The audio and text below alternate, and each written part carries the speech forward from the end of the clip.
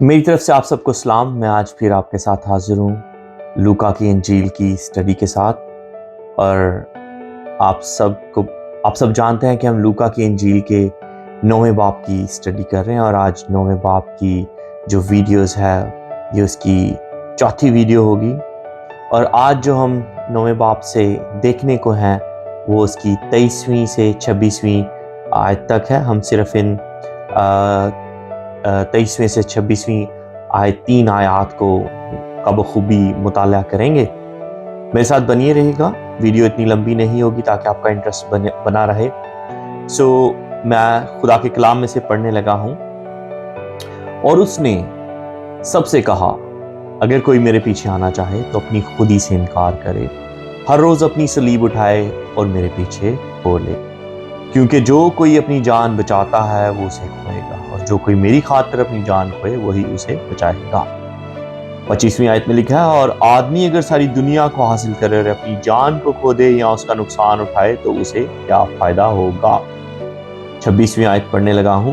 क्योंकि जो कोई मुझसे और मेरी बातों से शर्माएगा, इब्ने आदम भी जब अपने और अपने बाप के और पाक फरिश्तों के जलाल में आएगा तो उससे शर्माएगा।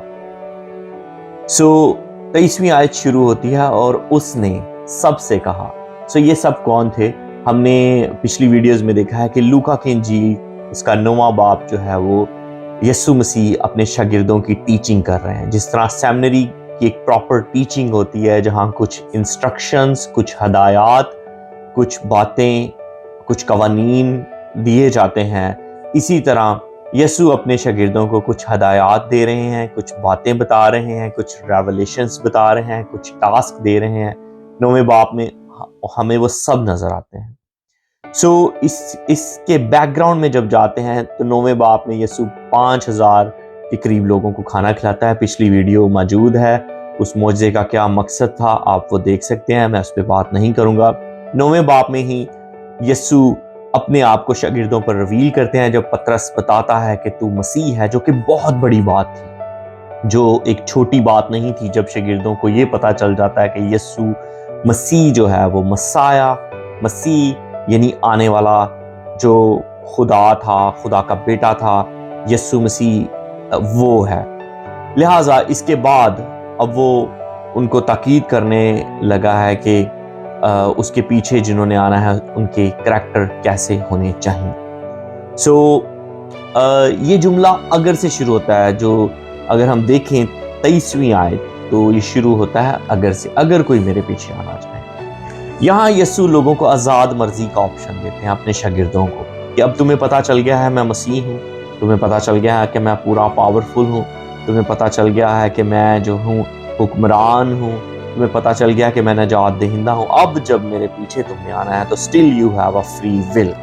यूहन्ना की इंजील में हम जानते हैं कि यूहन्ना की इंजील में लिखा हुआ है कि यीशु मसीह के पास तब तक कोई शख्स नहीं आ सकता जब तक बाप उसे ना भेजे।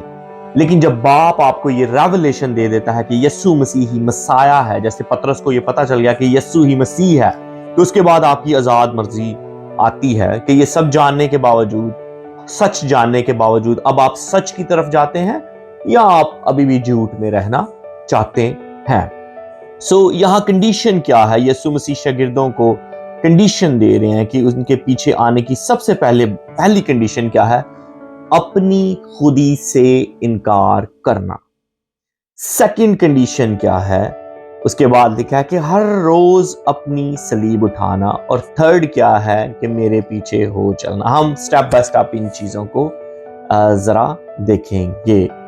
यहाँ जो पीछे हो लेने वाला हिस्सा है, इसका मतलब है कि मुसलसल चलना, हर वक्त चलते रहना। ऐसा नहीं कि आप चले हैं और फिर रुक जाना या सांस लेने के लिए रुक जाना। ये एक मुसलसल सफर है जो कि हमारी मौत पे जाके खत्म होना है। जो भी यीशु के फॉलोअर हैं, जो मेन लीडर जो थे, जो यीशु के मेन डिसाइपल थे, या समझ ले कि एक जैसे पास्टर है या एक ऐसा लीडर जो अपनी जिंदगी यीशु के लिए वक्फ कर देता है, वो उसकी लाइफ कैसी होनी चाहिए।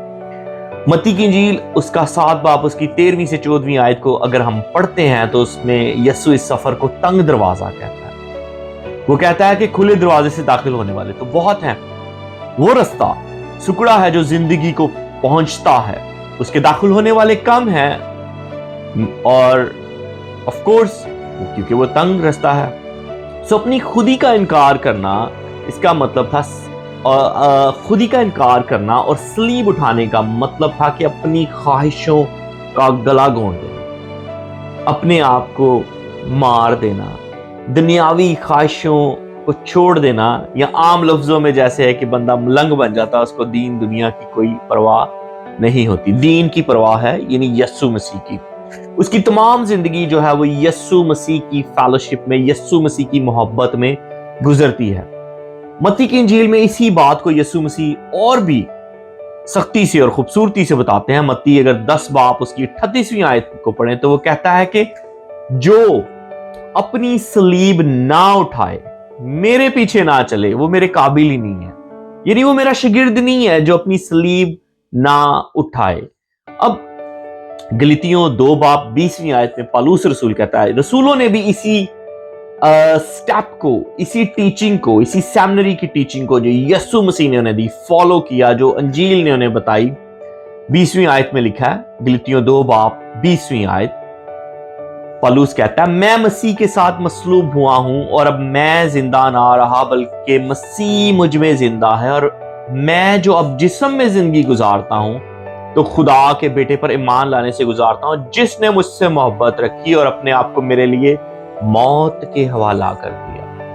اور اسی خط میں، گلتیوں کے خط اس کے 6 باب اس کی 14ویں آیت میں وہ کہتا ہے، لیکن خدا نہ کرے کہ میں کسی چیز پر فخر کروں سوا اپنے خداوند یسوع مسیح کی صلیب کے، جس سے دنیا میرے اعتبار سے مصلوب ہوئی اور میں دنیا کے اعتبار سے. یہودی یہ بات بخوبی سمجھتے تھے کہ صلیب اٹھانے کا مطلب کیا ہے. صلیب اٹھانا کیا ہوتا ہے؟ صلیب اٹھا کر چلنے کا مطلب تھا کہ موت کی طرف چلنا، یعنی وہاں سے پھر واپسی ممکن نہیں، وہاں سے صرف اور صرف ہڈیاں واپس آ سکتی ہیں، یا آپ کی جو ہے لاش واپس آ سکتی ہے. سو یسوع کے پیروکار جو ہیں ان کے لیے روز مرنا تھا. ہم جو ہیں آج کل کے دور کے لوگ ہیں وہ صلیب اٹھانے کو سمجھ نہیں پاتے. صلیب اٹھانے کا مطلب یہودی اور یونانی بخوبی سمجھتے تھے، کیونکہ اس دور میں صلیب اٹھانے کا مطلب تھا سزائے موت، ہمیشہ کی موت. یعنی صلیب اٹھا کے اگر کوئی شخص جا رہا ہے تو پتہ ہوتا تھا کہ واپسی پہ اس کی لاش آنی ہے، اور وہ زندہ نہیں ہے، وہ صلیب اٹھاتے ہی مر چکا ہوتا تھا. اور صلیبی جو موت ہے وہ کوئی عام موت نہیں تھی، یعنی جیسے کسی کو پھانسی ہو گئی ہے، کیوں اس کو بری موت کہا جاتا تھا؟ سب سے پہلے صلیب اٹھا کے بندے کو اس علاقے میں گھمایا جاتا تھا، یعنی اس کی انسلٹ کی جاتی تھی. جیسے یسوع مسیح کو لوگوں نے لعن طعن کیا، اس کے منہ پر تھوکا. سو یہ سٹیپ تھے، یعنی اس کی جو ہے اس کی عزت کو مجروح کیا جاتا تھا، اس کو ذلیل اور رسوا کیا جاتا تھا کہ بندہ جو ہے وہ جسمانی موت تو مرتا ہی تھا، وہ نفسیاتی طور پہ بھی جو ہے وہ مر جاتا تھا. وہ اتنا اس کو نفسیاتی ٹارچر کیا جاتا تھا. صلیبی موت اس حد تک جو ہے تشدد زدہ موت تھی. اب صلیبی موت، اپنی صلیب اٹھانے کا یا اپنی خودی سے انکار کرنے کا اور مطلب کیا تھا؟ جب فال آف ہیومینٹی، یعنی آدم گناہ کرتا ہے، جس کو فال آف ہیومینٹی کہتے ہیں کہ انسانیت جو ہے گر جانا، پیدائش کی کتاب میں اس کا ریفرنس ہے. تو ہوتا کیا ہے؟ وہ خدا کی مرضی سے خود کو آزاد کر لیتا ہے، یعنی وہ اپنی آزاد مرضی کو استعمال کرتا ہے. وہ اپنی مرضی چاہتا ہے، اپنی مرضی سے پھل توڑتا ہے، کھاتا ہے، خدا کی مرضی کو استعمال نہیں کرتا.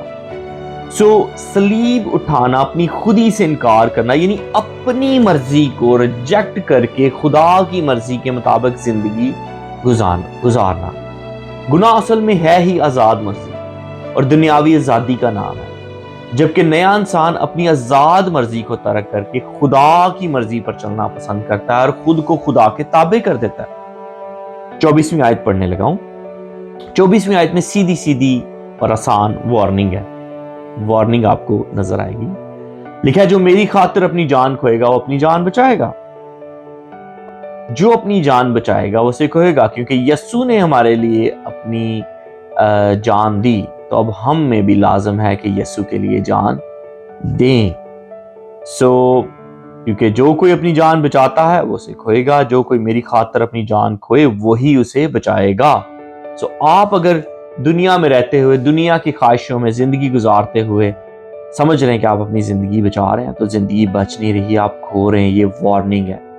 پالوس اس کو بڑی خوبصورتی سے دوسرے کرنتھیوں اس کی 5 باب اس کی 14ویں سے 15ویں آیت میں بتاتے ہیں۔ کہتا ہے کیونکہ مسیح کی محبت ہم کو مجبور کر دیتی ہے، اس لیے کہ ہم یہ سمجھتے ہیں کہ جب ایک سب کے واسطے ہوا، یعنی مسیح سب کے واسطے ہوا، تو سب مر گئے، اور وہ اس لیے سب کے واسطے ہوا کہ جو جیتے ہیں وہ آگے کو اپنے لیے نہ جئیں بلکہ اس کے لیے جئیں جو ان کے واسطے ہوا اور پھر جی اٹھا۔ سو اب یسوع مسیح جو ہمارے لیے مر گیا، اب ہمارے لیے لازمی ہے کہ ہم باقی کی زندگی اس کے لیے جئیں، اس کے لیے مریں، یعنی اپنی صلیب اٹھا کے مسلسل یسوع کی فیلوشپ میں چلتے رہیں۔ یوحنا رسول اس کو اپنے خط میں 3 باب کی 16ویں آیت میں کچھ یوں بتاتے ہیں کہ ہم نے محبت کو اس سے جانا کہ اس نے ہمارے واسطے اپنی جان دی، اور ہم پر بھی، بڑی خاص ہے، غور کیجئے گا اس ورس پہ، ہم پر بھی بھائیوں کے واسطے جان دینا فرض ہے۔ It's a very very harsh word and very impossible kind of، اپنے بھائی کے لیے جان دے دینا۔ آپ غور کریں کہ مسیحیوں کے لیے اپنے بھائیوں کے لیے جان دینا فرض ہے۔ سو کیا ہم اپنے بھائیوں کے لیے ایک دوسرے کے لیے جان دے رہے ہیں؟ اب اگلی آیت پہ غور کرتے ہیں۔ جس طرح جو کوئی میں ہر شخص آ جاتا ہے جو خود کو مسیحی یا مسیح کا شاگرد کہتا ہے، جو کوئی بھی میری باتوں اور میرے نام سے شرمائے گا۔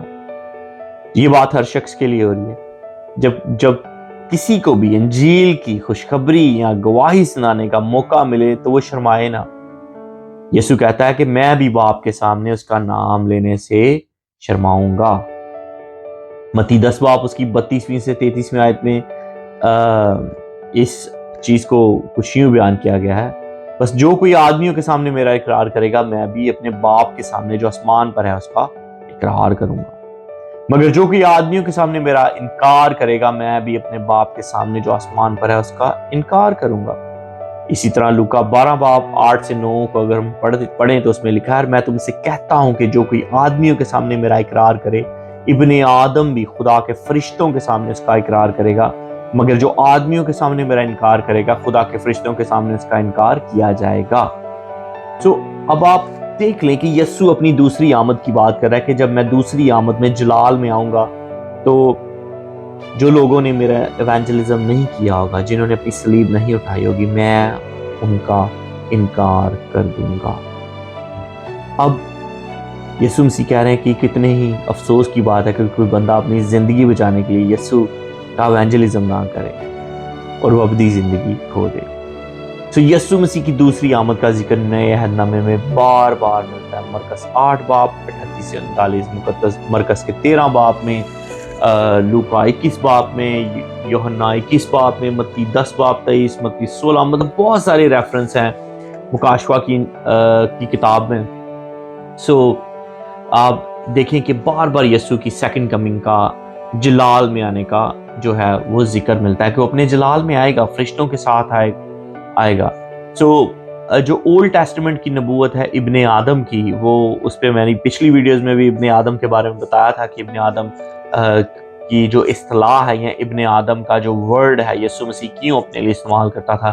دانیل کی کتاب اس کی 7 باب 10ویں آیت میں اس کا ذکر موجود ہے، اور جو ہے پچھلی ویڈیو میں بھی موجود ہے، لیکن میں 7 باب اس کی 10ویں آیت سے صرف ایک آیت پڑھ دیتا ہوں کیونکہ اس سے آپ کو تھوڑا آسان ہو جائے گا اس ٹیکسٹ کو سمجھنا۔ لکھا ہے، اس کے حضور سے ایک آتشی دریا جاری تھا، ہزار اس کی خدمت میں حاضر تھے، لاکھوں لاکھ اس کے حضور کھڑے تھے، عدالت ہو رہی تھی، کتابیں کھلی تھی۔ یعنی یسوع مسیح جب دوبارہ آئے گا تو جلال میں فرشتوں کے ساتھ آئے گا، کتابیں کھلیں گی اور لوگوں کا انصاف ہوگا۔ یہ دوسری آمد کی نبوت ہے، جب ابن آدم جلال میں آئے گا تو کتابیں کھلیں گی۔ متی 16 باب اس کی 27ویں آیت میں کچھ یوں بیان کرتے ہیں، کیونکہ ابن آدم اپنے باپ کے جلال میں اپنے فرشتوں کے ساتھ آئے گا، اس وقت ہر ایک کو اس کے کاموں کے موافق بدلہ بھی دیا جائے گا۔ مرکز کی انجیل اس بات کو بیان کرتی ہے، لوکا میں ابھی ہم نے پڑھ رہا ہے، دوسرے تسلیکیوں میں ہے، सो अगली आमद की जो है वो न्यू टेस्टामेंट का जो मेजर पार्ट है वो यीशु मसीह की सेकंड कमिंग के बारे में है।